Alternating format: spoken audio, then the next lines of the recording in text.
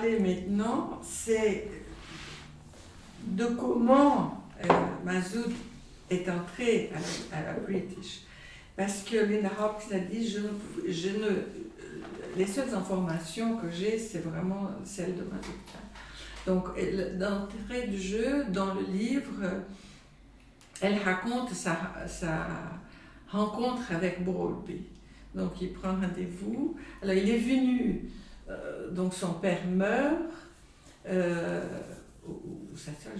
son père meurt, il vient à Londres et il avait déjà fait un bout de psychanalyse thérapeutique en Inde. Et il donne l'adresse d'un thérapeute à Londres, d'un psychanalyste à Londres, pour qu'il fasse une psychanalyse thérapeutique. Alors, il écrit à Glover, qui était à l'époque président, enfin quelqu'un, il écrit à Glover. Cette lettre a été interceptée par Bowlby, puisque Glover était parti de la société et pour ne pas sortir de l'IPA,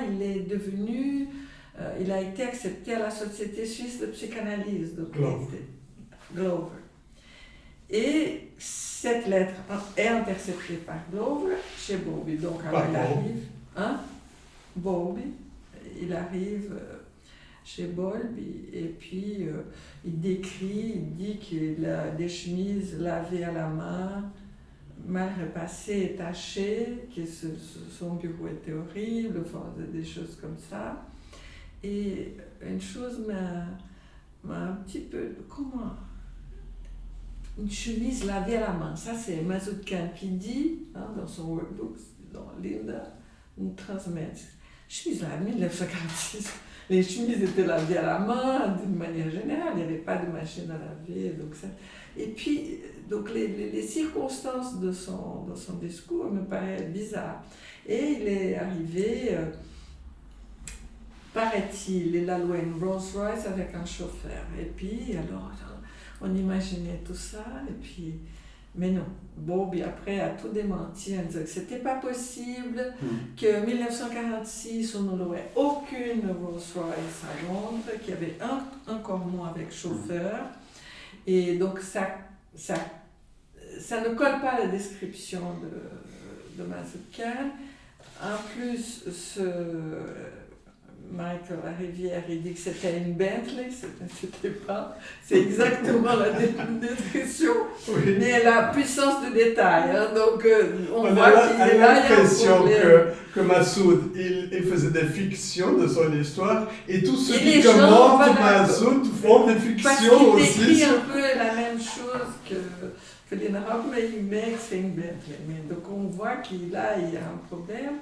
Et il y a eu un malentendu dans cette première rencontre, donc il la présente à Ella Sharp, non, c'était une autre, donc je ne me souviens plus, mais elle l'adresse à Ella Sharp, qui était une femme, une psychanalyste qui aimait beaucoup la littérature, comme il aimait beaucoup la littérature, et il allait faire donc des études de lettres à Oxford, on l'a envoyé à elle.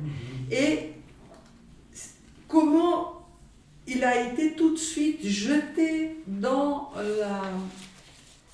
la formation. Pourquoi la British l'a poussé à faire une analyse didactique. Personne ne sait parce qu'il est venu pour une analyse thérapeutique. Donc, il y a eu un malentendu et ils n'arrivent pas à expliquer qu'est-ce que c'était, pourquoi, parce qu'il n'avait jamais demandé, mais une fois qu'il était là, il a continué. Bon, et d'après mes informations, c'est des plus jeunes qui étaient acceptés par la British de l'histoire, en fait. Donc, avant 2 ans, il a été accepté. Si tu veux, j'ai un petit résumé ici, c'est du chapitre 3 qui s'appelle Un malentendu. C'est un bref résumé de cette arrivée à Londres. Donc il est arrivé à l'âge de 22 ans à Oxford selon Linda Hopkins avec 37 valises dans une petite chambre sans chauffage. Donc il ne savait pas où mettre ces 37 valises. Et avant de quitter le Pakistan, il avait contacté John Bowlby pour une analyse personnelle. Et c'était Glover. C'est ça. Et il avait contacté Bowlby pour une analyse personnelle avec Glover. Oui, c'est ça.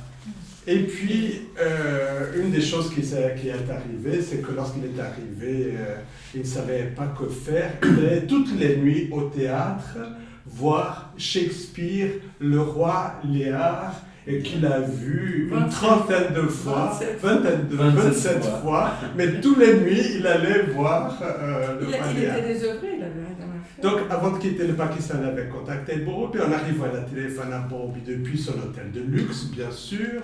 Bowlby pensait qu'il s'agissait d'une demande d'admission à la société, alors c'était une demande d'analyse.